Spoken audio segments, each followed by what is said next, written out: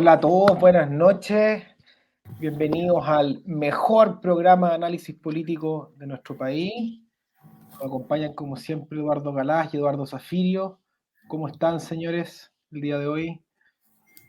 Muy bien, muy buenas noches a ambos. No voy a decir el día porque Wilson se enoja. ¿Tú, Galás, cómo estás? Bien también, un poquito enfermo, pero bien. Ya, Dando. muy buena cosa. Más respeto con Wilson, que ya va en casi 900 seguidores, incluyendo muchos extraterrestres, seguidores de Don Hermógenes. Así es, le fue bien al video de Don Hermógenes. En todo el sistema solar los están viendo.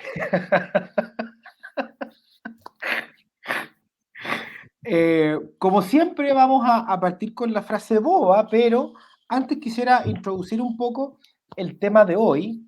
Hoy día vamos a hablar de la frase que dijo Piñera hace un poco y hemos visto un Piñera este año, este año en verdad, cada vez un poco más inquieto, un poco más activo, peligrosamente activo, inquietantemente activo también, subiendo en las encuestas, en algunas lo muestran tercero, con una buena intención de voto, ¿quién lo diría? Y por eso mismo ha empezado también a estar más presente en los medios de comunicación, entrevistas, tuvo un viaje con el presidente Boric, y se le ve ansioso. Y cuando el presidente Piñera se pone ansioso, también se pone un poquito torpe. Y en una de esas entrevistas que tuvo en Argentina, me parece, dijo que él había sufrido, su gobierno, un intento de golpe de Estado no tradicional. Así que eso es lo que vamos a analizar el día de hoy. Y yo personalmente le pido al presidente Piñera, al expresidente Piñera, que no se entusiasme tanto, no me haga votar por él por tercera vez, por favor, se lo pido, y aquí yo creo que hablo en nombre del sector, no nos ponga de nuevo en esa disyuntiva. Así que ojalá que no caiga en esa tentación, por mucho que las encuestas lo den como una persona atractiva para las próximas elecciones. Así que, habiendo dicho eso, lo vamos a retomar, pero ahora vamos a ir a la frase boba, que puede ser también la misma frase de Piñera, no sé. Don Eduardo Galás parte. Ya, mira, yo tengo varias candidatas, ¿ya? Y no sé bien con cuál quedarme. Voy a mencionar algunas, ¿ya? Primero voy a mencionar este diálogo, que no es solo una frase, es un diálogo entre el señor Stingo y la señora Valle en su programa. No sé si lo vieron, en que critican como de una manera muy torpe a la Beatriz Evia por ser rubia y de piel clara, y le imputan ser de Colonia Dignidad, una cosa así que me pareció solamente así como un recordatorio de que esa gente sigue existiendo, siguen teniendo su nicho, y que el nivel ético y político de ese mundo es una tristeza, así cada vez que uno se los encuentra. O sea, de hecho, ni siquiera, o sea, creo que es una estupidez, que lo bobo es que la Ale Valle haya sacado Colonia Dignidad como haciéndose la graciosa, pero toda la performance de la crítica racista, digamos, es una cosa tan fuera de tono. En fin, bueno. Hay que decir que nos saltamos toda la semana del 11 de septiembre, o sea, del 20, del 11 y después de las fiestas patrias, donde hubo muchas cosas, pero bueno, en fin, ahí no vamos a poder hacer todo ese nivel de arqueología. Me parece también muy ilustrativa, y creo que torpe, la frase de Matei diciendo que no quiere ponerle su capital político al proceso constituyente, que no quiere como arriesgar, así, y que le abrió paso a que a la Jimena Rincón, perdón, le pegara un palo divertidísimo, diciendo algo así como: esperemos que todos pongan su capital político para que tengamos una nueva constitución, incluyendo a la señora Matei. Y cuando la Jimena Rincón se pone a pegar, yo la encuentro divertidísima, más allá de que es un personaje que a mí no me gusta, pero bueno. Ya, pero con la que me voy a quedar en todo caso, así más en serio, es con esta expresión que es de hoy, el concepto de usurpaciones pacíficas que nos regaló el gobierno, Más allá de que sea cierto que la legislación vigente distingue entre usurpaciones violentas y no violentas, me interesa ese término por dos motivos. Uno, creo que es una torpeza, digamos, es una bobada, una bobería en términos políticos, en el contexto en el que está Chile, ponerse a hablar de usurpaciones pacíficas, porque obviamente poner un ají en la oreja a mucha gente para las cuales las usurpaciones son una desgracia, son un problema serio de seguridad y en fin, como que tratarlas así. Después vino el senador Latorre diciendo que eran como un vehículo legítimo de la movilización social y que se está una vez más criminalizando la protesta social. Toda esa manera de tratarlo me parece una tontera. Pero además, y la razón por la que me interesa algo a lo que me voy a referir más rato mejor, creo que es equivocado confundir el hecho de que algo sea no violento con que algo sea pacífico. Y en ese sentido, el hecho de que la legislación distinga entre usurpaciones violentas y no violentas, porque por supuesto es relevante distinguir cuando algo te lo tomáis con pistolas que cuando algo te lo tomáis mientras el dueño no estaba mirando, desde luego es distinto, pero el hecho de que algo no sea con pistola no lo transforma en un acto pacífico, ¿no? Y pacífico es un adjetivo que tiene también otras connotaciones y pareciera casi como si se estuvieran elogiando esas usurpaciones. Pues. En fin, varias tonteras para empezar el programa. Muchas gracias, profesor Galá. ¿Qué nos puede decir Eduardo Zafillo ahí sonriéndose? Debe tener varias también. Sí, tengo dos candidatas, pero a propósito de lo que señala Eduardo, es muy cierto. Por eso que el Código Penal también distingue entre hurto y robo. Y dentro del robo, el robo con fuerza en las cosas, y que no supone necesariamente el empleo de violencia en esa figura.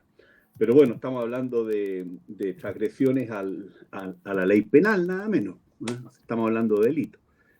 Pero estamos muy extraviados hace mucho rato, digamos, desde el punto de vista cívico.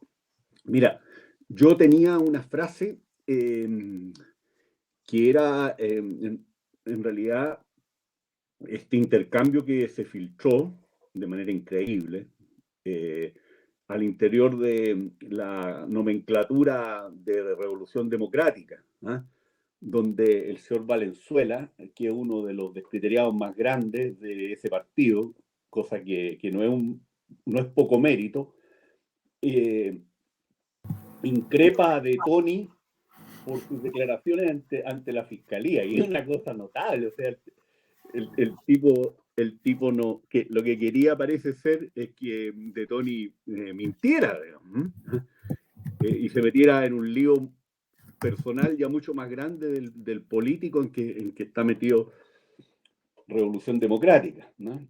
Entonces, le decía, compañero, sus declaraciones fueron tan desafortunadas, le dijimos que esto se iba a filtrar.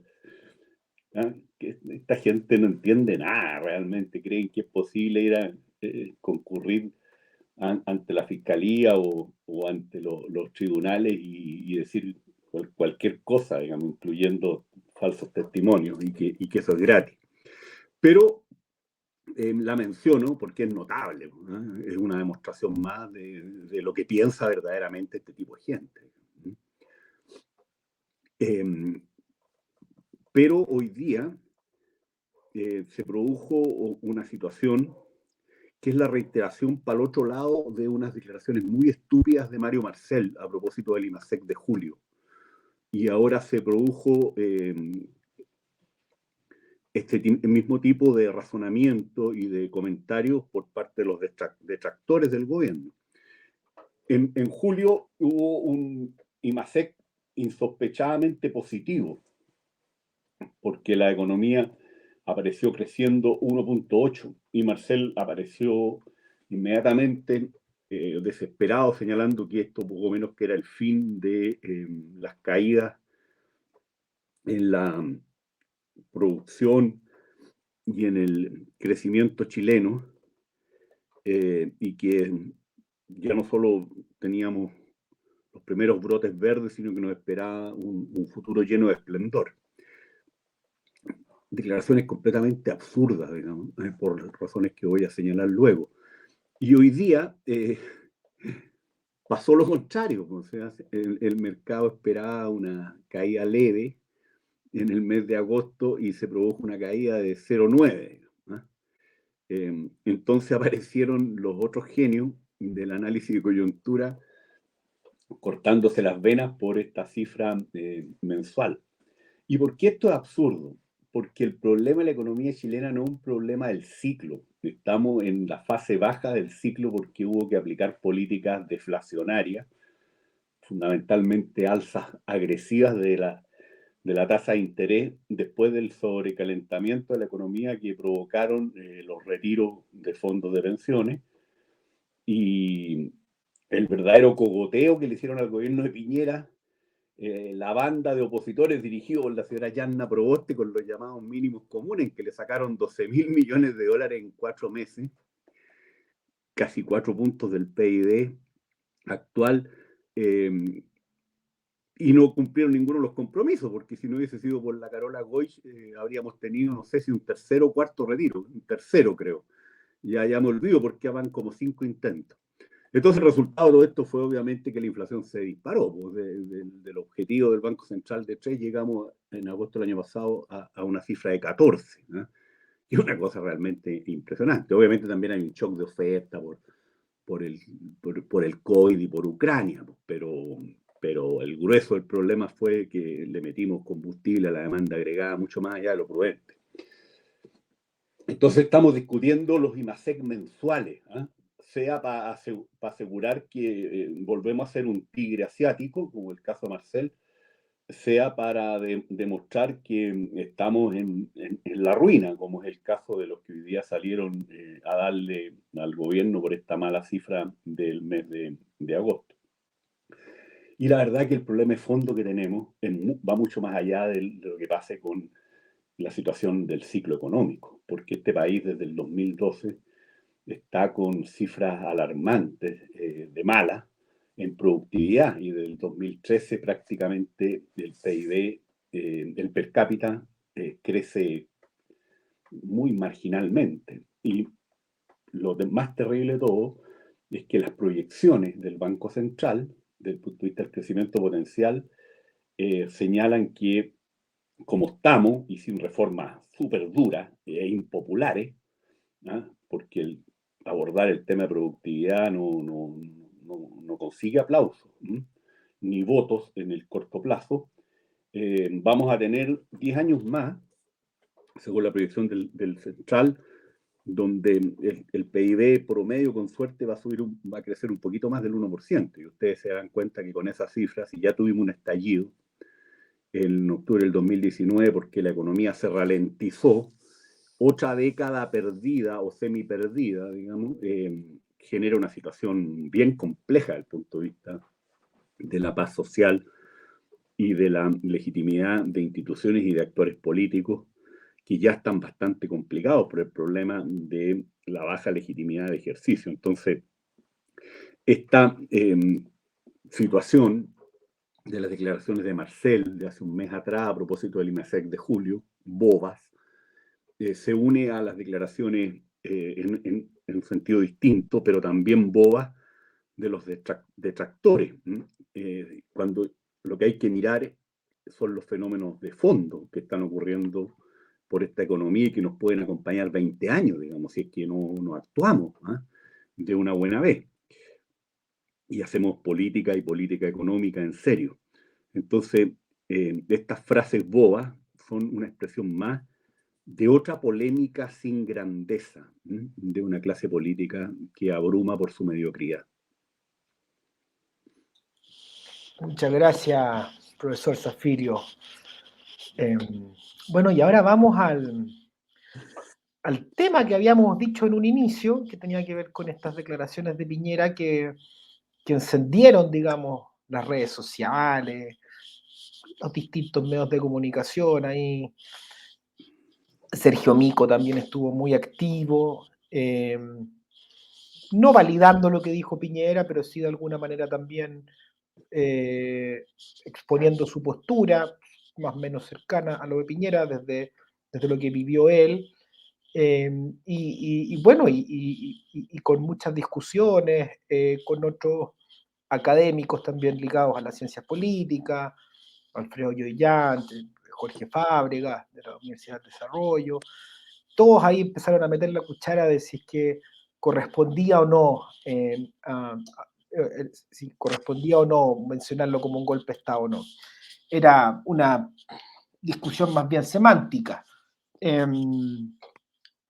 Pero me gustaría escucharlos a ustedes en esto y sobre todo también entendiendo que este es un acontecimiento que tenemos relativamente fresco. Esto pasó hace 4 años, ya vamos a cumplir, 4 años, 5 años, no sé ya cuánto. 4 años. Y bueno, todos lo vivimos, lo sufrimos, hay todas las declaraciones que están en Twitter, algunas borradas me imagino, pero las vimos pasar en su momento, así que no hay que hacer mucha arqueología tampoco. Así que, don Eduardo Galá, ¿qué nos puede comentar al respecto? A ver, ¿qué se puede comentar al respecto? Sí. A ver, es un tema espinoso, pero lo encuentro muy interesante, muy bueno de tocar. Y además me parece, especialmente dado que no hicimos programa para los 50 años del golpe de Estado del 73, nos da la oportunidad de refrescar algunas de las cosas que podríamos haber dicho en ese marco. A ver, lo primero que yo debo decir es que es celebrar la honestidad y la valentía de don Sergio Mico. Y en esa entrevista que me parece que se la hace la Mirna Schindler, me parece que se la hizo, o alguien, en fin, no estoy seguro, pero la periodista claramente está intentando decirle, ya, pero ¿de qué estamos hablando? O sea, usted conoció lo que fue un golpe de Estado el 73, ¿cachai? ¿Por qué estamos mezclando una cosa con la otra?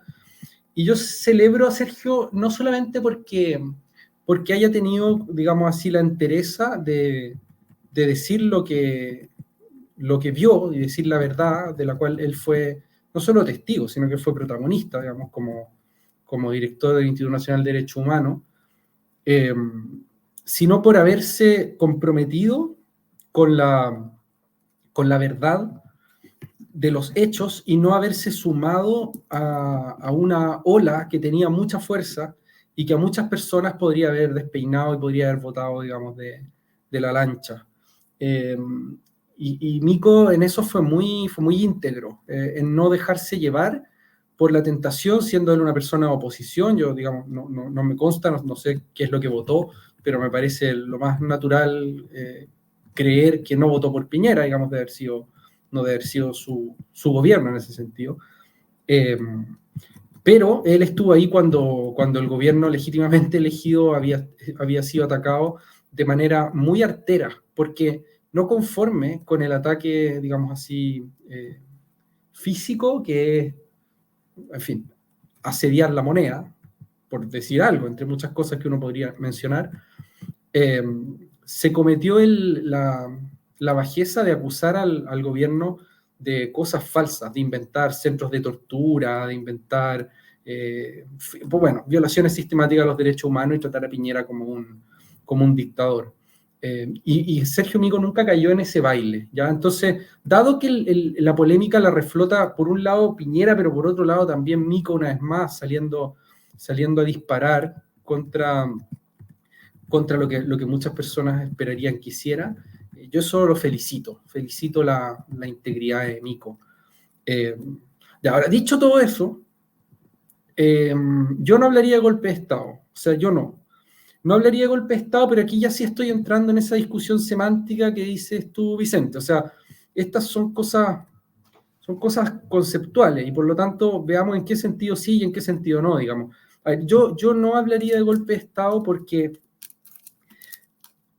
yo prefiero reservar ese concepto a aquellas situaciones en que el Estado mismo se parte, en que el Estado mismo es el que tiene alguna fuerza interior intentando golpear a la otra, normalmente al Ejecutivo. Por ejemplo, los militares, típicamente, ¿no? Que son los que tienen la capacidad de hacerlo. O sea, si las Fuerzas Armadas se rompen, algún sector de las Fuerzas Armadas intenta como capturar el poder ejecutivo, a veces con el apoyo del Parlamento, una cosa así. Bueno, yo creo que eso es, en un sentido propio, un golpe de Estado. Sea fallado o sea exitoso, digamos, ¿no? O bien cuando alguna persona o algún grupo de personas con un liderazgo claramente asentado intentan reclamar para sí, diríamos así, el monopolio de la violencia legítima en un territorio determinado, ¿no? Como eso para mí también es un golpe de Estado, o sea, un putsch, ¿no? Como el de Múnich. En Chile no ocurrió estrictamente eso para mí. Pasaron cosas semejantes y no más santas que esas otras. Pero yo creo que distintas y creo que vale la pena, por lo tanto, como hacer estas precisiones. Entonces, veamos lo que sí hubo, ¿ya? O lo que a mí me parece como pertinente, como hacer notar que hubo en Chile y que a veces se intenta olvidar, ¿no es cierto? Hay gente que trata de no mencionar mucho esto que pasó, pero pasó. A ver, lo primero es que hubo un intento explícito, discursivo voy a hablar primero, de derribar al presidente de la República. Eso sí hubo. O sea, hubo mucha gente que pidió la cabeza de Piñera, ¿ya? Y no solamente gente como de la calle, también personas que tenían puestos de autoridad, presidentes de partidos políticos. En eso, el cabecilla, digamos, de esa operación fue el Partido Comunista, que es curioso, pero desde que yo había nacido hasta que yo cumplí 30 y muchos, 30 y no muchos, pero 30 y poco, Partido Comunista nunca había sido un partido al que se le pudiera hacer un reproche democrático. El Partido Comunista de los años 90 no tenía ese problema. Sí soy consciente de que hay mucha gente que dice que lo tuvo en los años 70, 80 y 60. Yo no sé, digamos, o sea, ahí yo no estaba vivo. O no tenía conciencia, pero en los 90 no fue así y en los 2000 tampoco fue así. Pero en esta pasada, el Partido Comunista fue un partido que, aunque no diría que haya intentado un golpe de Estado, colaboró con un clima golpista, pidiendo la cabeza de un presidente que no solamente era legítimamente electo, sino que no hizo nada que no haya sido perfectamente convencional en términos de represión de una revuelta política que estaba siendo extremadamente violenta. Entonces, eso ocurrió. Hubo gente pidiendo la cabeza de Piñera. Y eso es, claro, es como no había nadie diciendo yo soy el presidente, yo no me atrevería a llamar a eso un golpe de Estado. Pero sí hubo gente diciendo que el presidente era ilegítimo o cosas así. A ver, eso por una parte, eso como en el plano del discurso, ¿no? Ese componente estaba. Ahora, adicionalmente, se recurrió a medidas de hecho y no de derecho, y de hecho contrarias a derecho, por supuesto, para intentar forzar al Estado mucho más allá de lo que es razonable hacerlo, de lo que está justificado hacerlo. ¿A qué me refiero con esto? O sea, es legítimo o es correcto demandarle al Estado cosas y para eso hacer una protesta social está muy bien. Digamos, no hay ningún inconveniente con que la gente proteste, marche, y haga bulla. Hasta ahí vamos bien, digamos, ¿no? Ahora, hay un gran salto entre eso y que un oficial de Carabineros diga que estuvieron a minutos de abandonar la moneda, ¿no? Que ese es el episodio que Mico recordaba. Pero así, además hay una cosa ahí que es muy delicada, que es que este oficial de Carabineros, cuando le dice a su superior que ya no aguantan más, dice que ya no les quedan balines, no les quedan balas de goma, digamos, y que están cansados, hay una cosa que le dice que es muy delicada. Le dice, me queda un solo recurso y no estoy dispuesto a llevarlo a cabo.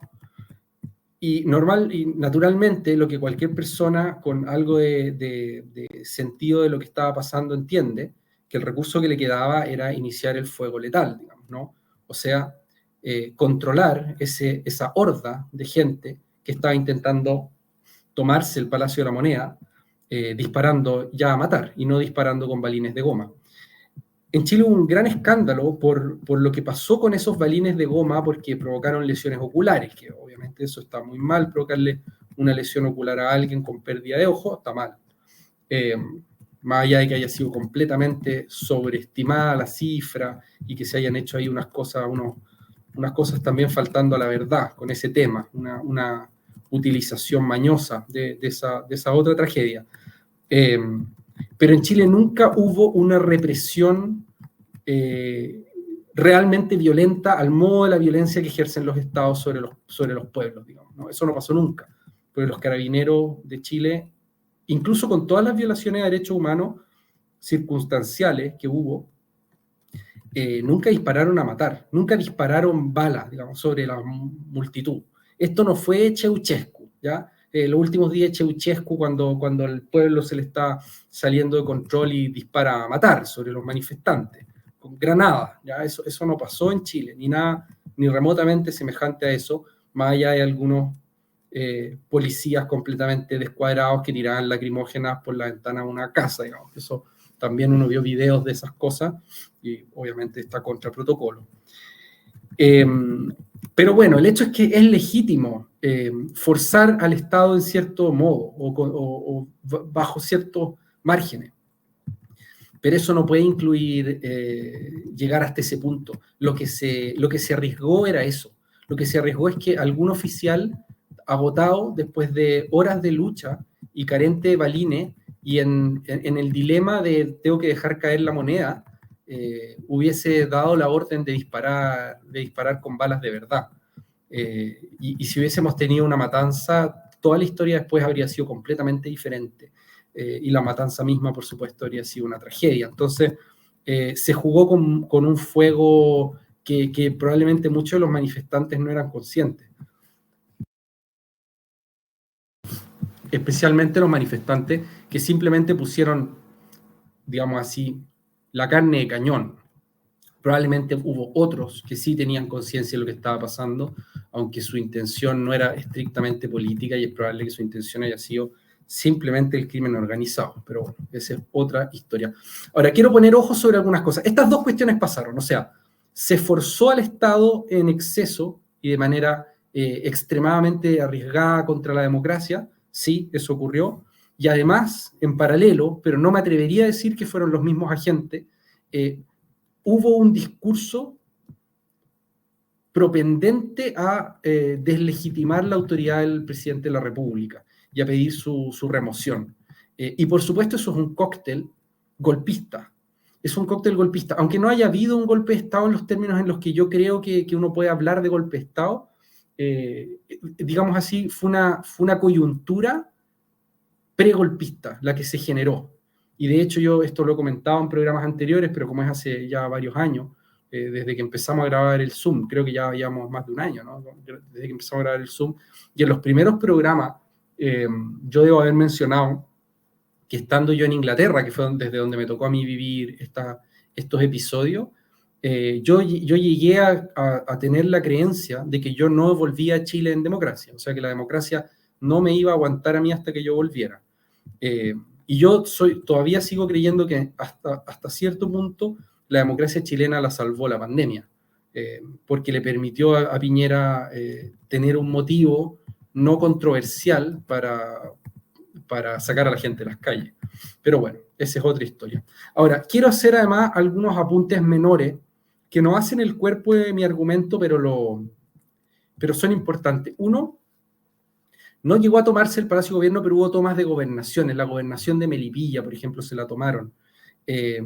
Cada una gobernación, ¿no es cierto? No es lo mismo que tomarse la moneda. Pero hubo también ataques a cuarteles, hubo ataques a instituciones del poder político. O sea, eso también pasó. Y es raro. O sea, ¿por qué? ¿Por qué la población ataca como los lugares donde se encuentra, donde reside, digamos así, el poder político, o al menos la administración del poder estatal, como lo son las gobernaciones o como lo son los cuarteles de los policías y de los militares. Claro, uno siempre puede, como nunca se supo exactamente qué pasó y los componentes de ese cóctel son múltiples, uno siempre puede echarle la culpa como al narcotráfico y al crimen organizado. Y uno puede decir, mira, esto era como Escobar pagando por Paco muerto, digamos, por policía muerto. Ya, aquí también hubo un momento en que el crimen organizado aprovechó una coyuntura para intentar golpear a la policía. Y lograron por un tiempo razonable pegarle muy fuerte a la popularidad de los carabineros. O sea, eso ocurrió. Lo que pasa es que después, por las cabriolas de la vida, eso se dio vuelta. Pero hubo un momento en que la gente hablaba de la yuta en las calles, cosa que yo no conocía al menos en mucho tiempo. Bueno, eso pasó. Hubo tomas de gobernaciones. También ocurrió, y esto es algo que, claro, como la performance de la Convención Constituyente fue tan pintoresca y nos dieron tantas cosas tan fascinantes que mirar, a veces a uno se le olvidan algunas, pero resulta que estos señores, no todos, pero un grupo importante, eran una bancada de si no me equivoco, eran 30 y algo, los que dijeron que había que declarar a la Convención Constituyente un poder soberano constituyente. Y eso significaba que era un poder superior a la ley que había generado a la propia convención. Y ese es el motivo por el cual cuando se hace la votación de reglamento se autoimponen el quórum de 2/3, siendo que ese quórum lo mandaba la ley. Pero claro, como ellos consideraban que eran un poder constituyente, dijeron, no, nosotros nos vamos a poner así. Esto es como Napoleón quitándole la corona al Papa de las manos, o sea, no me corona usted, me corono yo. Y usted no me impone los 2/3, me los autoimpongo yo. En fin, se llegó a ese nivel de fiebre, ¿no? Así de calor, como que en el calor de la insurrección hubo gente que creyó que la constituyente era un poder soberano. Y es interesante el fenómeno porque uno lo mira con perspectiva. Consideraban que, digamos, su legitimidad era superior a la de todo el Estado, porque eran como la emanación directa de la soberanía popular. Y es muy fascinante ver en lo que terminó todo eso, porque menos de un año después, sometiéndose a sí mismo al escrutinio popular, se vio que la aprobación con la que contaban era bajita, o al menos con la que terminaron contando. O sea, no tenían ese piso que ellos pensaban que tenían. Bueno, quiero mencionar otra cosa que está en el mismo pool de cosas, pero esto pasó recién, ¿ya? La señora Carol Cariola acaba de decir en un programa de televisión, no sé si lo pudieron ver, la Soledad Oneto le paró los carros, que el presidente Piñera le declaró la guerra al pueblo de Chile. Y lo dice así, y se queda feliz. Y entonces le dicen, no dijo eso. ¿Cómo que no dijo eso? Dijo que había acá un enemigo poderoso y se refería a la movilización del pueblo. Y arma así una mentira tan estúpida, tan frívola como esa, cuando es obvio que Piñera nunca le declaró la guerra al pueblo de Chile. O sea, Piñera puede haber sido todo lo torpe que uno quiera, pero naturalmente no le declaró la guerra al pueblo de Chile. Y obviamente el enemigo al cual hacía alusión Piñera era el que estaba ocasionando desórdenes y no el pueblo movilizado. Y en ese sentido es muy irónico que en el afán de pegarle a Piñera, pareciera que Carol Cariola ahí está volviendo a fusionar la movilización pacífica con la delincuencia desatada, porque ¿cómo es la cosa en el fondo? ¿Es o no es lo mismo la movilización que los es o no es lo mismo? Y claro, es como que para un cierto grupo de gente es injusto acusar a la movilización social por los desmanes que tienen lugar en su marco, y no obstante, cuando alguien ataca los desmanes o critica los desmanes, está criticando la movilización. Entonces ahí se produce digamos, o las juntamos en todo momento o las separamos, digamos, ¿no? Pero, digamos, como yo las separo cuando quiero, no me quiero hacer cargo de las cosas feas, pero si usted critica las cosas feas, está criticando también la cosa que no es tan fea. En fin, ahí hay una cosa que es una mentira, obviamente, y es una sinvergüenzura, pero que explica la manera en que fue entendida la legitimidad de Piñera y la legitimidad del Estado chileno. O sea, acá el problema es que hay todo un montón de gente que cree que el gobierno de Chile no tiene legitimidad, que simplemente no tiene legitimidad y que es lícito, por lo tanto, tomárselo. O sea, y no hay ningún compromiso democrático en esa gente. Entonces, de nuevo, hubo un golpe de Estado, yo no diría que haya habido un golpe de Estado, pero hay un grupo de gente, y la señora Cariola da testimonio muy claro de eso, que estaría disponible para dar un golpe de Estado, digamos, ¿no? Y claro, no lo estuvieron porque nunca llegaron a tener la capacidad exacta, por poco tiempo quizá, para efectivamente tomarse el poder del Estado. Pero llegado el contexto, si tuvieran esa capacidad, argumentativamente, todo lo que dice la señora Cariola, lo que ha dicho Jado, lo que decía en su momento Tellier, que en paz descanse, da forma a una comprensión de las instituciones chilenas tal que el Estado es un botín disponible. Y si es que uno no lo puede ganar a través de las elecciones y lo puede ganar a través de medidas de hecho, bueno, también se puede. Claro, eso existe en Chile y eso es un grave problema. Ya, y por último, y con esto voy a cerrar, para pasarle la palabra a Zafirio, o devolvérsela a Vicente. Hubo violencia, pues, y eso es lo otro que no hay que soslayar, está siempre acá flotando en todas las cosas que estoy diciendo, pero hubo violencia y extrema violencia, o sea, vecinos que no podían vivir, que tuvieron que irse de sus casas, incendios, gente que fue forzada a bailar y ponerse en ridículo, bajarse de sus autos, personas mayores, digamos, adultos mayores. Hubo muchos ataques físicos violentos contra distintas organizaciones, incendio de edificios con personas adentro que tuvieron que escapar. Hasta donde yo sé, nadie murió incendiado. Me recuerdo un mall en el que lo incendiaron por todos lados, tiraron los autos como del tercer piso. Una cosa brutal. Desde luego, incendios de iglesias, ¿no es cierto? Probablemente el más crítico en términos simbólicos de todos los actos de violencia contra edificios, porque en fin, o sea, ya no solamente se está jugando con lo que uno podría llamar la infraestructura, sino que también con lo sagrado, lo que es sagrado para otro. En fin, hubo eso. Y a mí me parece importante como destacar esto porque, y con esto quería terminar, nosotros tenemos el problema como lingüístico, no sé si esto lo hemos comentado alguna vez, de llamar violencia a cosas que no son violencia y en el camino, digamos así, despojar de su fuerza al concepto. La violencia es algo específico, no todo es violencia. Y lamentablemente yo creo que por influencia de algunas tendencias así medio deconstructivista y postmodernista, hay como una afición actual a llamar violento a todo lo desagradable o a todo lo que se percibe como injusto en algún plano. Además, bueno, hay que decir que Derrida mismo, que es el filósofo a quien yo le atribuyo más relevancia en el marco teórico, digamos, de la deconstrucción, efectivamente pone a la violencia como la contracara de la justicia, como el inverso de la justicia. Entonces, desde un punto de vista, digamos así, derridiano, lo injusto es violento.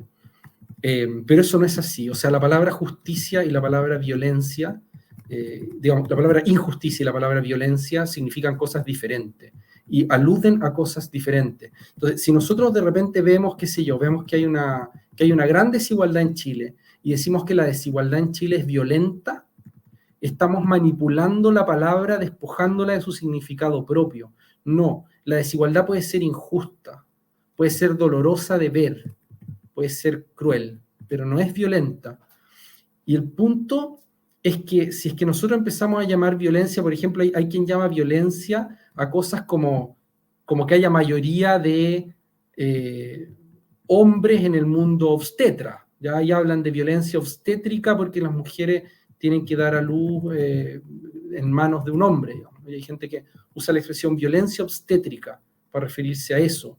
Y en fin, y se usa la palabra violenta para todo, ¿ya? Y recuerdo una diputada que dijo que era violencia, por ejemplo, como no contestar, como esto de hacer la ley del hielo, así como el desdén, que eso también era violento, ya que era una forma de violencia machista, era así como el ghosting, ¿ya? En fin, puede ser una falta de respeto, puede estar muy mal, puede ser muy inapropiado no contestarle a alguien y hacerle ghosting, pero la violencia no es eso. Y digo esto porque en el momento en el que la violencia sobreviene y se manifiesta en toda su brutalidad, necesitamos tener disponible el concepto para tematizarla apropiadamente. Y la violencia es digamos, entraña una coerción física y un control físico de la voluntad de los demás, digamos, entraña la capacidad de manipular voluntades y cuerpos ajenos a través de la fuerza física.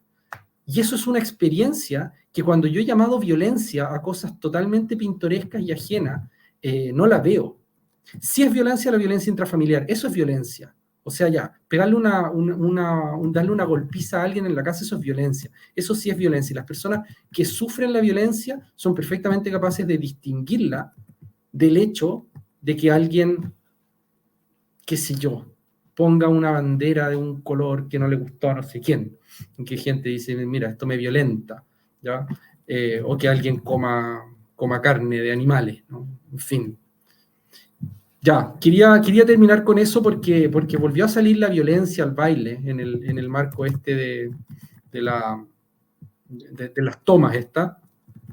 Y efectivamente, pues está bien distinguir tomas violentas de no violentas, pero la palabra violencia, dada la crudeza del fenómeno de la violencia, la palabra hay que guardarla para lo que realmente es violento, ¿no?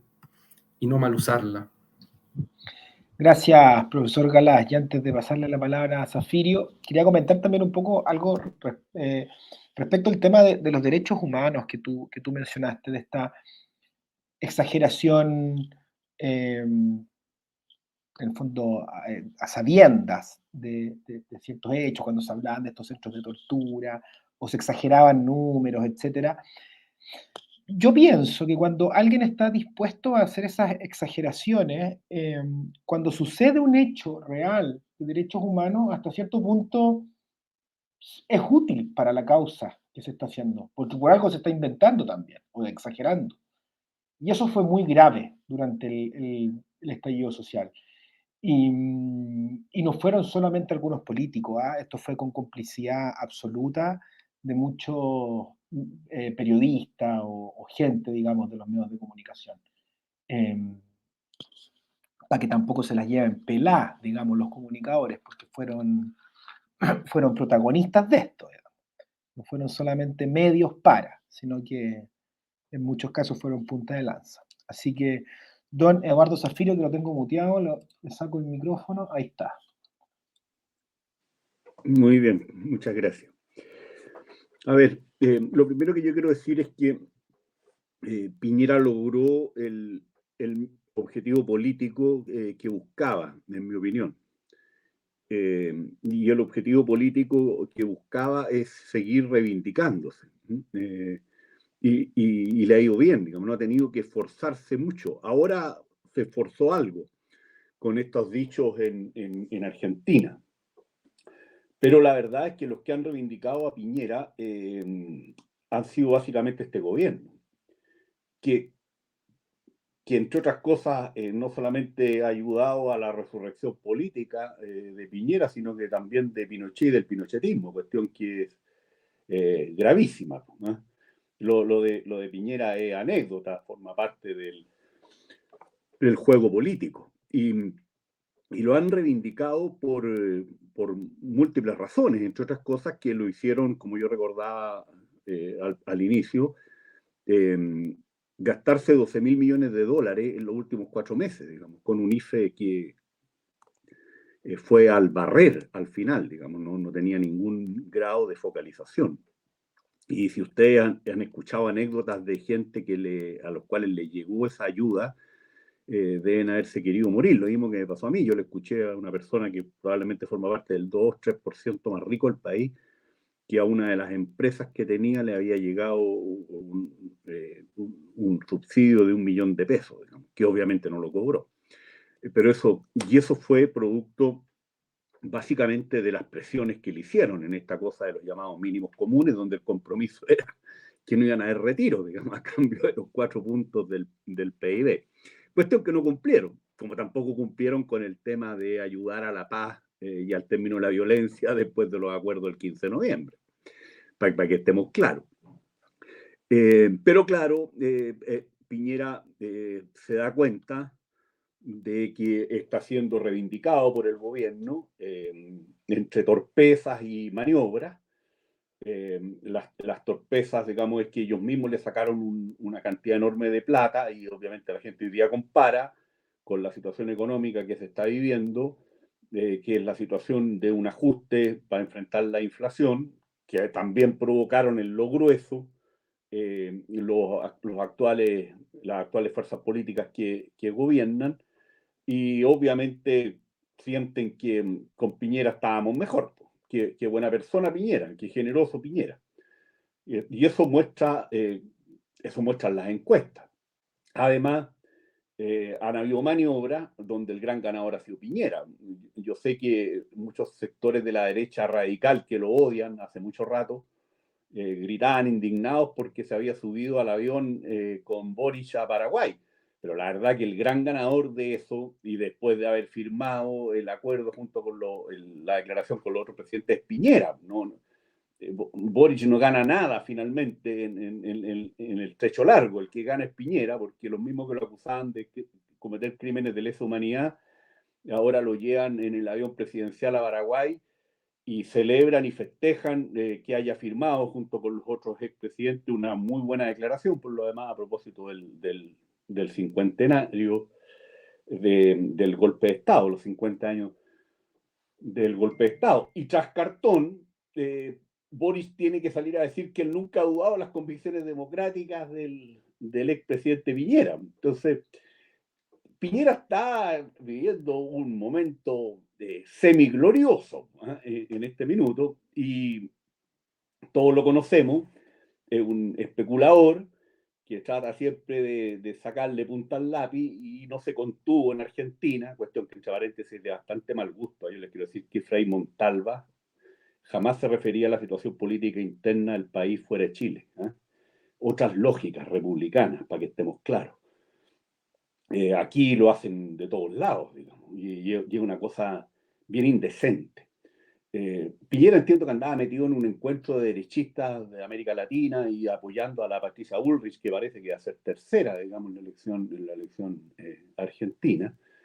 Y en ese marco, bueno, no se contiene y agrega una frase urticante, entre otras cosas por el tema del golpe de Estado del 73, que estaba ahí. Ahora, todo esto Piñera lo sabía, pero logra el objetivo político de fondo, que es acusar un foul muy re feo del grueso de lo que fue la oposición a su gobierno.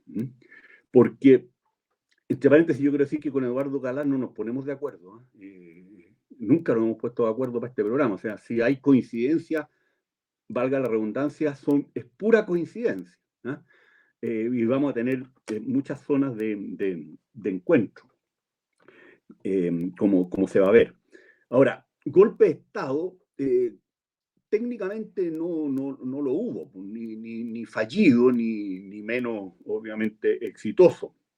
Si uno sigue las nomenclaturas al uso, digamos, en la ciencia política, por ejemplo, yo consulté un par de textos para estos efectos. Probablemente uno de ellos fue el mismo que consultó Eduardo, el Bogdanor de Enciclopedia de las Instituciones Políticas, por lo que dijo del push, digamos. Voy a leer la definición, pero también consulté el diccionario de política de Bobbio, Mattiucci, que yo lo tengo en 3 tomos, digamos, porque de las primeras ediciones. Y golpe de Estado no hubo. Voy a leer la definición de golpe de Estado de esta enciclopedia de las instituciones políticas, que de profesores de ciencia política y de derecho público bien famosos, porque es breve y que ustedes se van a dar cuenta que esto es totalmente coincidente con las razones que dio Eduardo. Golpe de Estado es la toma del poder por un grupo, utilizando a los funcionarios permanentes del Estado, la burocracia, las Fuerzas Armadas o la policía, para capturar y paralizar las terminaciones nerviosas del Estado, los centros nucleares de poder. El golpe de Estado se distingue de una revolución en que no pretende cambiar la estructura social y política, sino que simplemente sustituir a un grupo dirigente por otro. El golpe opera esencialmente desvinculando a los empleados del Estado de su lealtad al gobierno legítimo. Burocracia pública en general. El golpe de Estado fue corriente en Europa en el siglo XIX y en la primera mitad del siglo XX. Por ejemplo, el golpe de Luis Napoleón en Francia en diciembre de 1951 o el del mariscal Pilsudski en Polonia en mayo de 1926. Y solía ocurrir en países en los que la opinión pública estaba polarizada entre grupos extremistas y mutuamente hostiles. En la segunda parte del siglo XX, por el contrario, el golpe de Estado ha sido más frecuente en los países del tercer mundo, en los que la participación política está limitada a un pequeño sector de la población. En el mundo moderno, el golpe de Estado es un modo de cambiar gobierno, al menos tan común como las elecciones y más corriente que un levantamiento revolucionario. Y aquí está lo que agregó Eduardo, digamos, a propósito del putsch. Se ha llamado putsch a la conspiración para derrocar al gobierno legítimo de un Estado, normalmente, aunque no siempre, por una facción del ejército y generalmente con carácter derechista. El término alemán se aplicó por primera vez al intento abortado por Kapp de derrocar a la República de Weimar en 1920. ¿no? Y después, bueno, Hitler y otros muchachos en Baviera. Entonces, como ustedes pueden ver desde el punto de vista técnico, golpe de Estado no hay. ¿eh? El concepto, además, hay que decirlo, ha tenido una evolución. Tiene 3 siglos. Y al principio esto se veía como lo que hoy día llamaríamos un autogolpe, que lo daban los monarcas, digamos, y luego los soberanos para desprenderse de opositores reales o presuntos. Pero el concepto finalmente, los agentes fueron cambiando el cómo se hacía y quién lo hacía. Entonces, nosotros no tuvimos tuvimos un golpe de Estado el 73, obviamente, violentísimo. Pero del 18 de octubre en adelante no tuvimos eso. Pero eso no significa que la democracia no haya estado en riesgo y que no hayan habido actitudes de opositores absolutamente reñidos con lo que son las conductas y las prácticas que supone actuar de buena fe y lealmente con las instituciones democráticas. Yo personalmente me he ido formando una convicción dentro de hechos muy confusos y hago el resumen, digamos, de lo que es mi juicio hoy día. Hacía meses, antes de octubre de hace 4 años atrás, que sectores de la oposición política con control de determinadas organizaciones sociales, no necesariamente de masa, pero sí con estructuración de colegios profesionales, por ejemplo, o de algún tipo de organizaciones estudiantiles y eventualmente incluso de segmentos de trabajadores, estaban en un proceso creciente de agitación contra el gobierno de Piñera. Eso era evidente. O sea, cada vez que ha ganado la derecha, aquí el grado de urticaria que eso produce en sectores crecientes del mundo de oposición, de centro izquierda y de izquierda, ha sido muy alta. Por razones muchas veces espurias, lo voy a decir. Yo personalmente vi, como previo al día viernes 18 de octubre, la agitación en el metro era constante. No en la escuela militar, o en Alcántara o en el Golf, pero sí habían estaciones del centro e incluso algunas de Providencia cercanas al liceo, emblemáticos que estaban cerradas o semicerradas. En Los Héroes me tocaba sufrirlo. Y cada vez más la evasión era más masiva. Y el gobierno y la fuerza pública completamente paralizada, digamos, frente a estos hechos. Entonces, lo que pasó el viernes 18 de octubre, que algunos han visto como la actuación de grupos cubanos y venezolanos, a mi modo de ver, una baja de Ockham, digamos, es bastante más simple. Si tú hoy día tienes la posibilidad de agitar crecientemente durante una semana y no pasa nada desde el punto de vista del control del orden público y además operas vía redes, eh, tú puedes provocar reacciones muy masivas y o, aunque no sean masivas, muy violentas. Piensen ustedes que en Francia, frente al asesinato de un chiquillo en un control policial de rutina, la reacción en muchos suburbios en París fue prácticamente inmediata. ¿No? No hubo necesidad de agitar durante una semana de manera creciente. Y eso al otro día, a los 2 días, ya se estaba expresando en otras ciudades de Francia. Porque la posibilidad de comunicar y de convocar vía las redes sociales es un fenómeno realmente novedoso. Y por eso creo que muchas veces no se percibe el poder que estas redes sociales dan, no solo para la protesta pacífica, sino que también para la protesta violenta. Entonces, a mí personalmente no me llama la atención en un país donde hay grupos de delincuentes organizados poderosos y cédulas anarquistas y antisistemas también significativas, no necesariamente de miles, pero no se necesitan miles de personas, por ejemplo, para concertarse vía redes sociales y que el narcotráfico te entregue acelerante, por ejemplo, y provocar lo que pasó con el metro. O sea,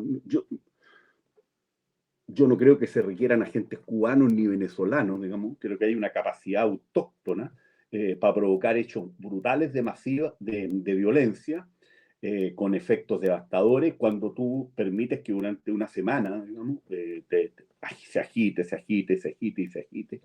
Y esto se logra ir comunicando masivamente a través del empleo de redes sociales.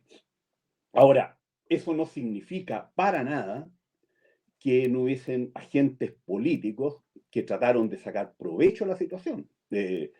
Eduardo lo ha dicho, el 18 o el 19, viernes o sábado, producidos los hechos, incluso ya incendiado el metro, Tellier estaba pidiendo la renuncia de Piñera. O sea, si eso no es tratar de alterar la normalidad institucional de una democracia, yo no sé qué es lo que es.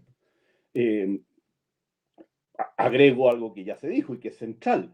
El gobierno de Piñera a mí no me gustaba, ninguno de los dos, digamos, me gustaba. Tengo reproches políticos que hacerle tanto al uno como al dos. Pero fue un gobierno que fue generado democráticamente y que, atención, gobernó, digamos, en el marco de lo que es la Constitución y las leyes. O sea, una situación de injusticia que favoreciera una revuelta, estoy ocupando los términos de Octavio Paz, supongo que a él es el que trataron de copiar, digamos, cuando le pusieron este nombre a la zonada de octubre en adelante. El propio Paz dice que él las mira con simpatía, digamos. Y entre otros factores, señala que son una expresión distinta a una revolución o a la pura expresión de rebeldía frente a un gobierno o a una situación de injusticia. Y obviamente un alza del metro de 30 pesos no es una situación flagrante que justifique el tiranicidio, por mucho que estiremos los conceptos siguiendo a Derrida y antes a Marcuse, que fue el que empezó con este cuento, la tolerancia represiva en los 60. Jorge Milla, entre paréntesis, un gran filósofo chileno, escribió un libro que se llama Las máscaras de la violencia, que está en la red. Lo escribió a mediados del 70, yo estaba estudiando Derecho cuando la leí, que era justamente una denuncia a esta gente que quiere ponerle a todo violencia, con lo cual lo único que se consigue es que cuando la violencia llega, bueno, el cuento es lobo, ya nadie cree y a eso apuntaba también Eduardo con su afirmación. Entonces, agitación prolongada de grupos opositores, políticos y sociales, que al cabo de una semana, vía el uso de tecnologías que hoy día están disponibles, logran una relativa masividad. Grupos organizados de delincuentes, pero también de células anarquistas y antisistemas, que prestan una cierta logística y apoyo en la partida, y fuerzas políticas que quieren subirse arriba de esto y sacar provecho político, en este caso ponerle término anticipado a un gobierno democrático, elegido democráticamente y que está gobernando democráticamente. No fue solo el PC, también fueron sectores del Frente Amplio, ¿no? que no pasen colados, muchas veces pasan colados. Yo por eso destacaba la gravedad del diálogo, digamos, en este chat de Revolución Democrática, porque en el fondo lo que Valenzuela le estaba diciendo a De Toni es: usted tiene que mentir, pues, doctor, compañero. ¿Ah? Usted tiene que mentir, nada menos, ¿ah? en un procedimiento penal, contra el discurso del partido de que van a ayudar a que esto se transparente, y del gobierno. O sea, ya la impostura y la mentira más bárbara. También gente del Frente Amplio estaba en lo mismo. Entre otras cosas, este muchacho Ibáñez, que ahora dirige el partido del presidente de la República. Recordemos que Boric firma solo el acuerdo del 15 de noviembre. Pequeño detalle. O sea, su partido no lo acompaña. Y además hubo tolerancia frente a los hechos de violencia. Se miró para el techo cuando no se le justificó por parte de muchos sectores centroizquierda, por motivos muy bastardos, por motivos muy miserables, que era, en una de esas, este gobierno se manda a cambiar y recuperamos las pegas, los pitutos, las prebendas, a toda esta cosa que los ha movido, digamos, a subirse arriba de este gobierno de apruebo dignidad. 2 años y medio antes, o 1 año y medio antes, o 2 años antes de que se cumpla el mandato constitucional del presidente elegido. Entonces la actitud en general de la oposición fue realmente bochornosa entre aquellos que promovían la violencia y la ruptura institucional y los otros que no decían nada en circunstancias gravísimas. Si a mí la memoria no me falla, incluso el Partido Socialista no concurrió a la moneda en un llamado que hizo Piñera. O sea, en la misma actitud en que habían incurrido el año 69 y que no incurrieron los comunistas cuando se produjo el alzamiento de Bió y del Tacna en el gobierno de Frei Montalva. Fíjense, si la memoria no me falla, creo que los socialistas no fueron a la moneda. Cuando Piñera, muy ahogado, pidió que fueran. ¿Y de qué se trata en una democracia? Se trata de ser leal con las reglas del juego y con las instituciones democráticas, no con el gobierno de turno, pero sí con en lo que es el Estado de Derecho vigente, una lealtad mínima con las instituciones, incluyendo la Constitución, que uno la querrá cambiar, pero tiene que tratar de cambiarla en el marco de los procedimientos preestablecidos, pues esas son las reglas del juego. A mí la Constitución actual no me satisface, pero no la quiero cambiar quemando iglesias, pues, o apoderándome de gobernaciones, o asaltando regimientos. Durante semanas, además. Entonces, hubo una conducta desleal para con la democracia.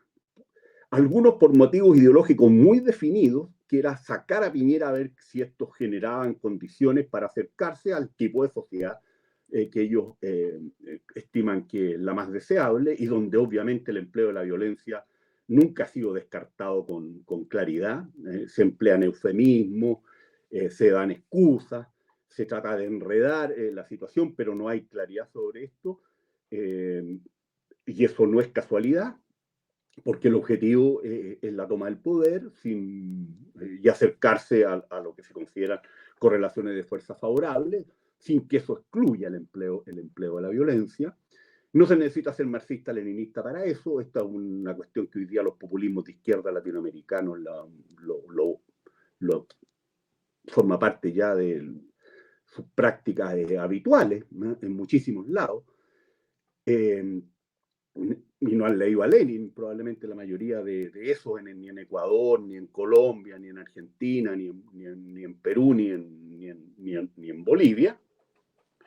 Y otros vieron la posibilidad de colarse de nuevo a posiciones de poder en el Estado, que es lo único que los motiva, porque para ellos la política son lógicas burocráticas, de asalto a los cheques fiscales, finalmente, seamos claros, y le pusieron piso a esta actitud. Alguien podrá decir, Mico lo insinúa en las cosas que dijo, algunos citando a Linz, algunos no sabían para dónde se movía esto. En el fondo quiso decir, fueron unos estúpidos. Pero yo creo que básicamente fueron unos oportunistas y unos sinvergüenza, sin lealtades verdaderas, digamos, con la institucionalidad democrática. Pero incluso en la hipótesis Mico, misericordiosa, digamos, más cristiano que yo, Mico probablemente, eso no los excusa. Y yo quiero traer a colación un libro que se lo mencionó Eduardo porque lo he estado leyendo a propósito de unas clases que tengo que hacer sobre la década del 60 del siglo pasado. Y me releí un libro de Graham Greene, que es un tremendo literato, que se llama El americano impasible. Y ahí tenemos el ejemplo del buenismo y de la bobería de un agente de la CIA norteamericano, muy joven, que no se da cuenta de a dónde puede llegar la situación que se está viviendo en ese momento en Indochina y del cual él tiene una aproximación libresca y justamente y el término libresco es el que se aplica porque él tiene un gurú, digamos, que es un periodista que ha escrito un libro, Harding, creo que se llama en la novela. Y al final termina colaborando con formas siniestras de terrorismo en contra de civiles. Y Spock justificándola. Entonces, como decía Marx, de la ignorancia y de la estupidez nunca ha surgido nada bueno. Y esa novela lo demuestra. Es profética, se escribió en 1955. Y los gringos terminaron en lo que todos sabemos, digamos, a raíz justamente de un tipo de, comillas, liderazgo muy semejante a este bobo, que es uno de los personajes de esta novela. Entonces, la estupidez no excusa desde el punto de vista político. Y la verdad es que la democracia chilena estuvo en riesgo en esas semanas. Y estuvo en riesgo porque hubo un altísimo nivel de tolerancia con la violencia, cuando no promoción de ella, porque hubo conductas desleales reiteradas, y yo simplemente quiero leer unas páginas del mejor libro que se ha escrito, a mi juicio, sobre quiebre la democracia, que es el de Juan José Linz. Yo lo tengo en el tomo cuarto de las obras escogidas, para que veamos de lo que estamos hablando. Cuando analiza Linz los quiebres democráticos, ve un montón de factores, pero uno clave tiene que ver con la conducta de los actores, cuando los regímenes democráticos están en riesgo. Y ahí él hace una distinción entre lo que es una oposición leal, semileal y derechamente desleal. ¿Qué constituye una oposición leal a un régimen democrático? Y Linz señala 10 elementos. Voy a leer algunos de ellos, que son los más atingentes al análisis que estamos haciendo. Primero, un inequívoco compromiso público de llegar al poder solo por medios electorales y una voluntad de entregarlo incondicionalmente a otros participantes con el mismo compromiso. Creo que eso no se cumplió. O sea, había gente que estaba tratando de provocar la salida anticipada de un presidente y de un gobierno democrático, y que después insistieron usando de manera, yo diría, tramposa, mecanismos institucionales, que pone como ejemplo de conducta de lealtad democrática a la señora Camila Vallejo, pero sobre eso también hay mucho paño que cortar y lo voy a señalar. El uso abusivo de las acusaciones inconstitucionales, por ejemplo, 2 veces en contra del presidente de la República, de mala fe, porque es un juicio jurídico-político.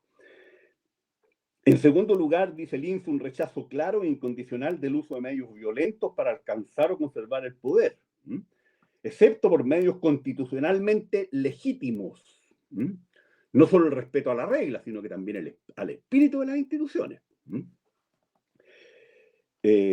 Rechazo de toda apelación no constitucional a las Fuerzas Armadas para que tomen el poder o lo mantengan contra una oposición democrática leal. Un rechazo decidido de la retórica de la violencia para movilizar apoyos para conseguir el poder, para conservarlo más allá del mandato constitucional o para destruir a la oposición. La defensa de la democracia tiene que hacerse dentro de un marco legal definido más o menos ampliamente, sin excitar las pasiones populares y el activismo de ciudadanos que se sientan llamados a actuar como defensores del orden. La retórica fue todo lo contrario, y sobre todo y fundamentalmente y casi exclusivamente por parte de los opositores. Un compromiso a participar en el proceso político, en las elecciones y en la actividad parlamentaria sin poner condiciones más allá de las garantías de las libertades civiles necesarias. La exigencia de un acuerdo en políticas sustantivas más que en políticas de procedimiento, en principio incompatible con el supuesto de que la minoría debe respetar. Acuérdense que hablaron hasta de parlamentarismo de facto. Pues miren el término, parlamentarismo de facto. O sea, cambiar el tipo de gobierno presidencial a otro tipo de gobierno de hecho. No decir tenemos que llegar a acuerdos entre el Ejecutivo y el Congreso, que es plenamente legítimo, sino que parlamentarismo de facto. O sea, otro tipo de gobierno, donde la mantención del jefe de gobierno depende de la mayoría parlamentaria, y que si no la logra, tiene que cesar. Los presidencialismos tienen otra lógica, entre otras cosas un mandato fijo, salvo la excepción de la acusación constitucional, del impeachment. Bueno, y así hay 6, 7 o 5 otros requisitos. Bueno, basta que algunos de estos no se cumplan, y es claro que en Chile no se cumplieron, para que estemos en presencia de un estilo de oposición que no es funcional, ni está guiado, digamos, por la mantención de la democracia. Y en Chile hubo deslealtad con el régimen político democrático por parte de mucho opositor, no solo el Frente Amplio y el PC, hay que decirlo, y hubo deslealtad al derecho. Hubo infidelidad al derecho, el uso abusivo de las acusaciones constitucionales, esta misma cosa, el parlamentarismo de facto, te está mostrando qué es lo que los guiaba. Y lo que los guiaba durante muchas semanas, a lo menos, también a esa gente centroizquierda, era recuperar el poder por cualquier medio, aprovechándose de lo que era una situación de un gobierno muy deshilachado, sin capacidad de respuesta, fuerzas policiales superadas, digamos, desbordadas, por razones que hemos conversado en otras ocasiones. Y este es el fondo del tema. Ahora, que Piñera, en un intento de lucrar con el tema de manera excesiva, dada su avaricia de todo tipo, también política, haya hablado de golpe de Estado, es una exageración y un error conceptual en base al estado del arte del tema en la ciencia política, en el derecho público. Pero eso no puede enmascarar el tema de fondo, y que aquí sectores de la izquierda e incluso la centroizquierda están muy manchados por lo que fue la manera en que le hicieron oposición al gobierno de Piñera, y que siguió incluso en la pandemia. Vean la actitud de delincuentes del colegio médico, digamos, frente a la pandemia, sin ética ninguna frente a un tema dramático, y contrasten eso con lo que fue la manera de hacer oposición de la derecha en Portugal frente a un gobierno de izquierda, o del Frente Amplio en Uruguay frente a un gobierno de centro derecha. Vean la actitud de esos ya hiperdelincuentes del colegio de profesores, donde lo último que interesa es la educación de los muchachos, y que forman parte de la clientela, de las clientelas favoritas del actual gobierno. Y cómo políticamente se les ponía piso a estos gremios que estaban en la locura frente a la pandemia. Se llegó a acusar a un ministro de Educación porque quería que los niños volvieran a clase, ¿no? Y se le acusó constitucionalmente. Ahora se derraman unas lágrimas de cocodrilo porque, bueno, estamos en el gobierno y sectores de la derecha están reaccionando de una manera parecida a la que actuaron los otros. Todavía no acusan a Boris, ¿sí? Pequeña diferencia, pero han acusado a ministros. Y ese es el punto de fondo. ¿Y Piñera por qué lo pone? Lo pone porque eso lo reivindica, y porque, como ya quedó claro a propósito de la conmemoración de los 50 años del golpe de Estado, este manchón para el centro izquierda, para el grueso del centro izquierda, para muchos del centro izquierda y para la izquierda, ya se hizo presente. Y por eso que la declaración, una de las cosas que hace, uno de los 4 temas que incorpora, es justamente la condena al empleo de la violencia en democracia, lo cual es un coscacho muy duro, digamos, a todos aquellos que se tentaron del 18 de octubre en adelante, algunos con fines ideológicos, ¿eh? De hacer la revolución, no sé de qué tipo a esta altura, a lo Corea del Norte, a lo Cuba, a los chinos, ¿no? Ya no sé, porque es difícil hablar de revolución socialista a esta altura. No sé qué tiene de socialista Maduro, es un ampón más como tanto ampón que ha tenido América Latina en su historia, digamos. ¿Eh? Ortega ya es un hiperampón, ¿eh? Acusado ya hasta de violaciones o de abusos sexuales, ya me pierdo en eso. Y otros por motivos que no tenían nada de ideológicos, que tenían que ver más bien con un materialismo histórico muy ramplón, que era cómo volvemos a ocupar el Estado para tener suculentos cheques fiscales a fin de mes, digamos, para el grueso de nuestros operadores y militantes, que es lo que manejan hoy día, lamentablemente, el conjunto de los partidos políticos chilenos, no solo de la centroizquierda. Y yo creo que Piñera logró el objetivo, ¿no? Porque esto ya está puesto en la retina. A mí me llamó la atención, lo comenté, gente reflexiva, inteligente, de la edad de ustedes, no de derecha, más bien de centro izquierda, que me decían, yo de hoy día tengo otra opinión sobre lo que fue el gobierno de la Unidad Popular, porque les vi la cara a estos tipos del 18 de octubre en adelante. Entonces este es un tema suculento para la derecha. Ya lo demostró el hecho de que junto con la condena a los golpes de Estado, obviamente las violaciones a los derechos humanos, también estuviera la condena al empleo de la violencia en democracia. Y eso se llama 18 de octubre, ¿eh? Y se llama la actitud del grueso del centro izquierda y del conjunto de la izquierda contra el gobierno de Piñera, desleales con la democracia, la mayoría de ellos, muchísimos de ellos, e infieles al derecho. El empleo de la Constitución fue francamente doloso, o sea, retiros transitorios. Si no es porque la Carolina Goich al final atinó y votó en contra y se cayó el tercer o cuarto retiro, a esta altura ya no queda nada en los de los fondos previsionales. O sea, los retiros transitorios del primer 10% vía reforma constitucional, parlamentarismo de facto, todo el principio los principios de la lógica de operación de un tipo de gobierno presidencial y de lo que es la seguridad social, hoy día probablemente la izquierda se está lamentando, porque es súper popular que los fondos previsionales son de propiedad individual, pero ellos alimentaron esto, y la gente vio que los fondos efectivamente estaban ahí porque los retiraron, ¿no? Una enorme cantidad de personas. Todo eso fue un uso tramposo de las instituciones y de la Constitución. Ahora, digamos toda la verdad. Las acusaciones constitucionales no contaron con votos de derecha, sin perjuicio que algunos en algún momento hasta casi coquetearon con la acusación constitucional, incluyendo Piñera, me acuerdo de varios en este momento, de derechistas.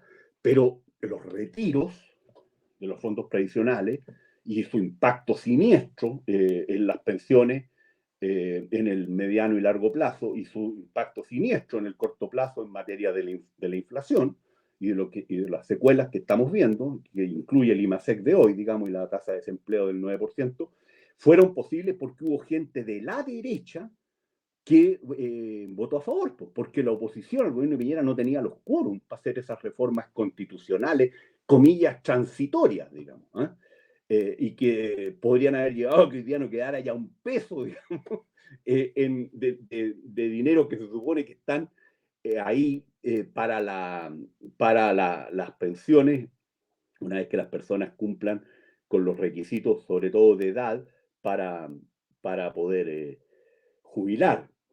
Entonces, esto es el problema de fondo que hay que discutir, porque la verdad es que del 18 de octubre en adelante se termina cualquier ilusión de pensar que hoy día hay una masa crítica de pureza democrática, no solo en la izquierda frente amplista y del PC, donde obviamente hay que ser muy ingenuo para pensar que eso estaba presente masivamente, sin perjuicio que hay excepciones, por lo menos en el caso del Frente Amplio.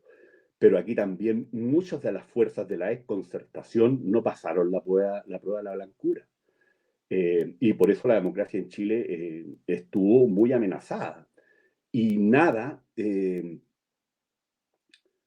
impide pensar que esa masa crítica sigue disminuyendo, porque hoy día ese tipo de actitudes han radicalizado de nuevo a un sector de la derecha que no ha llegado a los niveles de fascistización que llegó en el gobierno de Unión Popular por ahora, y espero que eso tampoco ocurra, pero hemos visto cómo se reivindica cada vez más, vía eufemismo o apelando a los contextos, el golpe de Estado, y se relativizan en una medida importante también el tema de los derechos humanos. Y eso es la lógica acción-reacción entre una izquierda radical que ha jugado con fuego y una derecha radical que crecientemente consigue apoyo y la hegemonía en el sector. Entonces, yo creo que un análisis serio de esto debiera volvernos bastante más pesimistas de lo que éramos hasta antes del 18 de octubre sobre cuál es el real compromiso con la democracia del grueso de las fuerzas políticas de este país. Creo que la excisión en el centro izquierda, más masiva, porque los que nos habíamos ido antes éramos más bien una minoría, como lo prueba la creación de Demócrata y de Amarillo, en gran parte es una reacción a lo que fue la actitud del centro izquierda del 18 de octubre para adelante.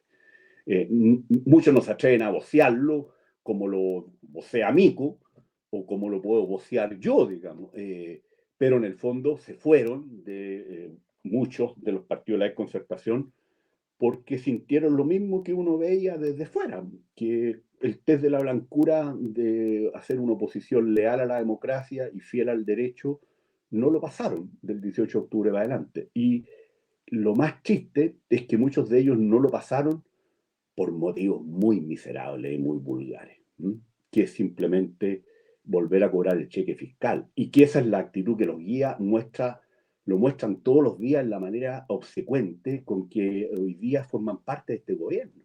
Porque lo único que podría justificar que gente de centroizquierda estuviera en este gobierno, al interior de este gobierno, es producir rectificaciones para el sentido común, para evitar que la cosa termine muy mal para el país. Pero tienen cargos, pero no tienen poder. Y lo que ha pasado ahora con las usurpaciones, por ejemplo, y el veto, demuestra que son unos que están payaseando, digamos, y están payaseando a los presuntos ministros serios. Miren el payaseo de Montes, cómo fue como quitarle un dulce a un niño lo que hicieron los Frente Amplistas y los RD, digamos, para desviar miles de millones de pesos a esta altura para el activismo político o para los amigotes en todo el país prácticamente. Marcela ha hecho un papelón más allá de los aduladores de la derecha económica y de algunos derechistas, digamos, que siempre van a estar ahí viendo cómo se hacen los simpáticos para el lobby o para tratar de conseguir renta. De eso se trata, para mucha gente de estos gremios empresariales. El capital no solo no tiene patria, sino que tampoco tiene ideología, tiene intereses, podríamos decir, citando esa frase marxista clásica.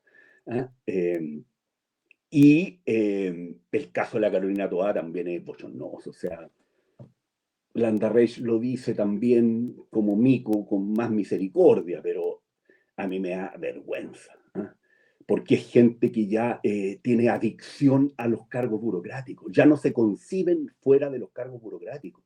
Y eso es lo que explica la manera en que fallaron en su compromiso con la democracia el 18 de octubre. Porque justamente como todo es conseguir el poder y conseguir el Estado, al final puedes terminar como terminó el americano en esta novela de Graham Greene, en una pendiente que te lleva a la degradación más brutal, digamos. Claro, esto no justifica en el terrorismo contra civiles, por supuesto, pero payasean todos los días justificando lo injustificable. Ya la última, esta frase de la Paulina O'Donnell, que yo le tengo harto cariño y harto respeto, que hoy día dice lo que pasa que al presidente le gusta el hueveo. Para llorar nomás. O sea, ya estamos en una cosa bufonesca, vergonzosa. Muchas gracias, Eduardo, por ese cierre también. Y bueno, ojalá que Piñera nos siga subiendo en la encuesta. Eso es lo único que a mí que me preocupa a esta altura. Pero eso es gracias a Boris, doctor, y a su gobierno. Es un verdadero resucitador, digamos, de Lázaro político, Boris y su gobierno. La táctica genial del viejo, como decía Firmenich en el chiste de los peronistas. No, bueno, terrible. no hemos hecho mención al acto grotesco de las 1.000 o 2.000 personas del otro día en la Plaza de la Constitución, que ya realmente ya la cosa no da ni para populismo de kindergarten la cuestión, porque los peronistas juntan, no sé, 100.000 tipos frente a la Casa Rosada. Y bueno, sí. Aquí había puros funcionarios públicos. Y ni siquiera. Familia. 1.340 personas. Qué terrible. Sí. Oigan, y para terminar, la lectura sugerida, don Eduardo Calá. Hoy ya, yo voy a sugerir un texto que es viejo, viejo. Yo estoy volviendo a mi hábito de sugerir obras clásicas y del que quiero leer una pequeña parte, cita. A ver, lo que voy a recomendar es El futuro de la democracia, de Bobbio. Bobbio es un autor al que yo leí harto en otro tiempo, cuando estaba terminando el pregrado, haciendo el magíster, y ahora lo había dejado de leer. No por nada en especial, simplemente no me lo había tocado, no me lo había topado. Y estuve releyendo este libro y tiene unas cosas tan divertidas. Entonces, más allá de lo bueno que es el tipo en general, o sea, un autor que yo encuentro muy, muy recomendable, pero es gracioso el hombre, tiene un sentido del humor ácido que me causa gracia. Entonces, justamente hablando de la violencia, a ver si es que encuentro la cita, ya dice lo siguiente. Hay que decir, como solamente contexto para quienes no lo conozcan, que Bobbio es un autor de tradición socialista, o sea, no es un marxista, pero no un hombre de derecha, no un conservador, Bobbio. Y dice lo siguiente. En general me parece que la izquierda no tiene las ideas muy claras, salvo los que se oponen a la lucha organizada, salvo los que oponen a la lucha organizada, la lucha indiscriminada a golpes, la cruda violencia, sobre la importancia, la naturaleza y la reforma o sustitución de las reglas de la democracia. Citaré dos ejemplos. Primero, en una conocida intervención, conocida porque dio lugar a un debate que duró meses y que terminó en un libro, Althusser escribe que el partido, comillas, respetará las reglas del juego en las que sus interlocutores consideran, de acuerdo con la ideología jurídica clásica, la esfera de lo político. Cierra comillas. Pero inmediatamente después agrega que, comillas, la destrucción del Estado burgués no significa supresión de toda regla del juego, sino profunda transformación de sus aparatos. Fin de la cita. No es una afirmación demasiado genérica, de acuerdo. Según Althusser, no se trata de suprimir todas las reglas del juego, pero ¿se puede saber cuáles serán suprimidas y cuáles no? Ya he tenido ocasión de expresar mi satisfacción por el hecho de que no todas las reglas del juego serán suprimidas, pero al mismo tiempo he mostrado mi desencanto porque no se me ha dicho con anticipación cuáles serán las reglas buenas que deben conservarse y las reglas malas que deben eliminarse. Pero es posible en un sistema tan compacto y coherente como es el sistema democrático, dicho esto desde el punto de vista de los procedimientos a los que ha dado vida y que han sido corroborados por siglos, distinguir con tanta seguridad las reglas que deben mantenerse y las que deben desecharse. ¿Conservaremos el sufragio universal pero no la libertad de opinión? ¿La libertad de opinión pero no la pluralidad de partidos? ¿La pluralidad de los partidos pero no la protección jurídica de los derechos civiles? En suma, afirmar que no todas las reglas del juego serán suprimidas es un modo de evadir la obligación de precisar el propio punto de vista sobre un problema tan importante como lo es precisamente el de las reglas del juego. Y es todo un síntoma de la absurda falta de ideas sobre su posible solución. En fin, me parece, a mí me causa gracia como esta manera en que trata así como un poco irónicamente, ¿no? Así como, le agradezco mucho que no quiera eliminarnos todas las reglas del juego, pero por favor nos podría contar cuáles son las que sí quiere eliminar y cuáles son las que quiere conservar. En fin, a ver, a mí me gusta mucho esto que estoy leyendo, es digamos, me gusta mucho el tratamiento que hace Bobbio de hecho cita en este libro a Popper y esta clásica alusión a que la regla de oro de la convivencia democrática es no imponer violentamente las ideas, ¿no es cierto? Y me gusta mucho cómo hace esas advertencias, como el respeto a las reglas del juego, el respeto al final a los procedimientos que nos hemos dado para resolver nuestros problemas, y cómo a veces, de distintas maneras, algunos grupos, en este caso a Bobbio le preocupaba especialmente cómo los socialistas tenían esta tendencia, digamos, como a desestimar las reglas del juego, a no prestarle suficiente atención cuando sus objetivos parecía que iban por otro lado. En fin, es un gran libro. Bueno, Bobbio tiene muchas cosas buenas, pero este me pareció especialmente tingente para el tema que estábamos tocando. Gracias, Calá. Zafirio. Oye, ese libro es extraordinario. Tiene 2 capítulos que son brutales, digamos. Son todos buenos, pero las promesas incumplidas de la democracia, que creo que es el primero, si la memoria no me falla, y otro que puede estar al final, que se llama Gobierno a los hombres o Gobierno a las leyes, que es una maravilla, digamos, ¿no? Es todo el debate desde Platón y Aristóteles en adelante. Un tremendo socialdemócrata, Norberto Bobbio. Y te quiero contar, Eduardo, no tienes por qué saberlo, que sus aportes no son solo en materia de filosofía política y de ciencia política. Es un notable filósofo del derecho.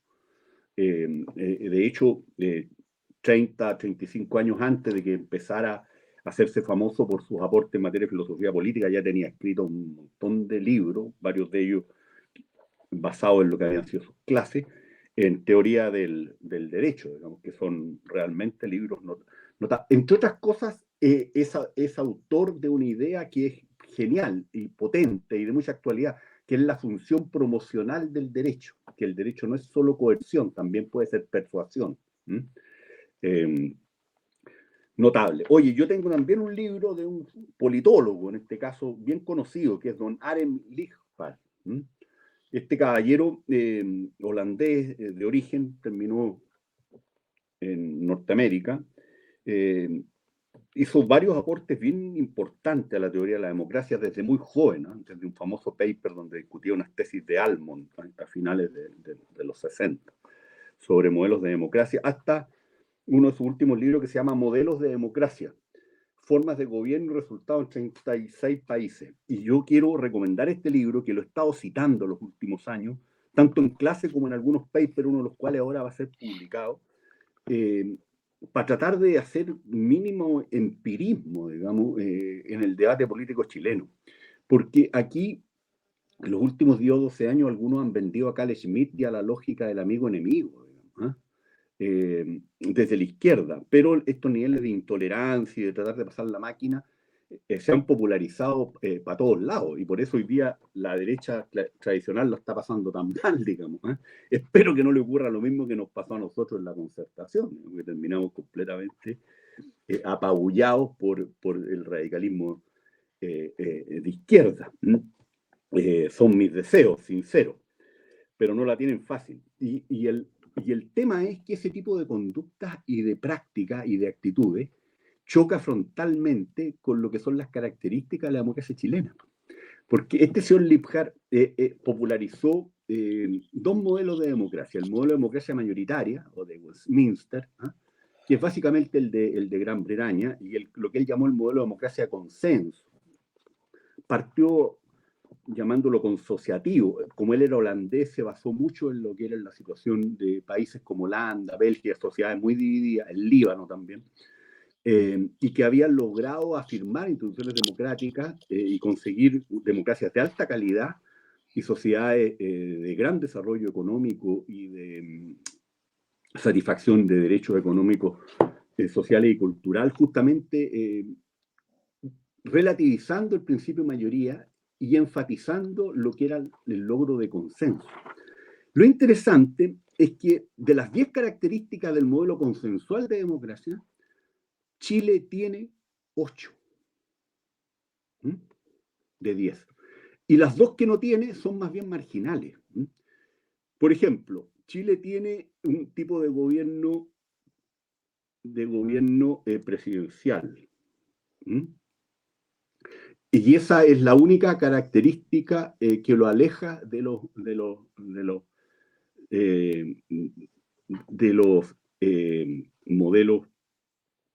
modelos de mayoría, junto con lo que es la manera de expresión de intereses, pero tiene gobiernos de coalición, tiene equilibrio de poder entre el Ejecutivo y el Legislativo, tiene sistemas multipartidistas, tiene sistemas de representación proporcional, tiene gobierno unitario también, tiene un bicameralismo fuerte, tiene rigidez constitucional, tiene un sistema de revisión que a través del Tribunal Constitucional, y tiene independencia del Banco Central. Entonces, si ustedes se fijan, el grueso de nuestras instituciones y el grueso de algunas estructuras, incluso porque el multipartidismo va más allá de las instituciones, una realidad histórico-sociológica. Las instituciones pueden ayudar a que la cosa sea más fragmentada o menos fragmentada, son más bien propias del modelo consensual de democracia. Entonces, la manera que estamos haciendo política los últimos 10 o 12 años es una manera que choca frontalmente contra la división del Poder Ejecutivo en gabinetes de amplia coalición, contra el equilibrio de poder entre el Ejecutivo y el Legislativo, que es propio de los tipos presidenciales de gobierno, con el sistema multipartidista, con la representación proporcional, con el bicameralismo fuerte, simétrico, contra la rigidez constitucional, contra la revisión judicial, contra la independencia del Banco Central. Y solamente tenemos del modelo de democracia de mayoría,